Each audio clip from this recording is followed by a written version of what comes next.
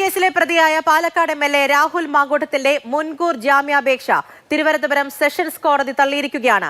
MLA എന്ന പരിഗണന നൽകി കേസിൽ ഇളവ് നൽകാനാകില്ല എന്നാണ് കോടതി വിഷയത്തിൽ വ്യക്തമാക്കിയത്. മറ്റൊരു കേസിൽ എഫ്ഐആർ ഇട്ടതുകൊണ്ട് സ്ഥിരം കുറ്റവാളി എന്ന് പറയാനാകില്ല എന്നും കോടതി നിരീക്ഷിച്ചു. ജാമ്യമില്ല എന്ന വാർത്ത വന്നതോടെ രാഹുലിനെ പുറത്താക്കിക്കൊണ്ടുള്ള കെപിസിസിയുടെ വാർത്താക്കുറിപ്പും പെട്ടെന്ന് തന്നെ വന്നു. 2 ദിവസം 2.5 മണിക്കൂർ രാഹുൽ മാങ്കൂട്ടത്തിന്റെ മുൻകൂർ ജാമ്യാപേക്ഷയിൽ കോടതി വിശദമായ വാദമാണ് കേട്ടത്.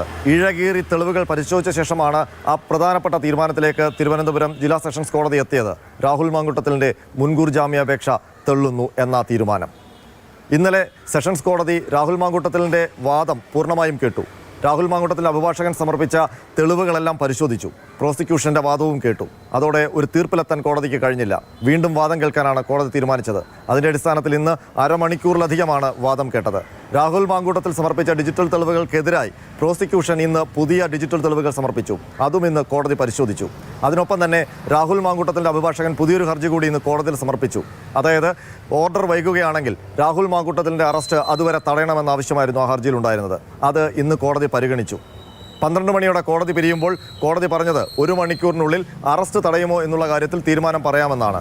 പക്ഷേ തീരുമാനം വൈകി. ഏതാണ്ട് 2.5 മണിയായപ്പോഴാണ് ഏറ്റവും പ്രധാനപ്പെട്ട ആ തീരുമാനം വരുന്നത്. രാഹുൽ മാങ്കൂട്ടത്തിന്റെ മുൻകൂർ ജാമ്യാപേക്ഷ തള്ളിക്കൊണ്ടുള്ള ഉത്തരവാണ്. അത് ഒറ്റ വാക്കിലുള്ള ഉത്തരവാണ് കോടതിയുടെ ഭാഗത്ത് നിന്ന് ഉണ്ടായത്. അതോടെ അറസ്റ്റ് തടയണമെന്ന ഹർജിയും നിലനിൽക്കാതായി. ഏതായാലും രാഹുൽ മാങ്കൂട്ടത്തിനെ സംബന്ധിച്ച് വലിയ തിരിച്ചടിയാണ് സംഭവിച്ചിരിക്കുന്നത്. കാരണം കേസ് കെട്ടിച്ചമച്ചതാണ്, രാഷ്ട്രീയ പ്രേരിതമാണ് എന്നുള്ളതായിരുന്നു രാഹുൽ മാങ്കൂട്ടത്തിൻ്റെ മുൻകൂർ ജാമ്യാപേക്ഷയിലെ പ്രധാനപ്പെട്ട വാദം. അതിൽ കഴമ്പില്ല എന്നാണ് സെഷൻസ് കോടതി കണ്ടെത്തിയിരിക്കുന്നത്.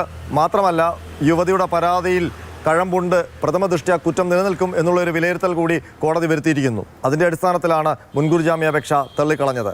അതായത് ഇഴകീറി പരിശോധിച്ച ശേഷം മാത്രമാണ് കോടതി ഒരു തീരുമാനത്തിലേക്ക് എത്തിയത്.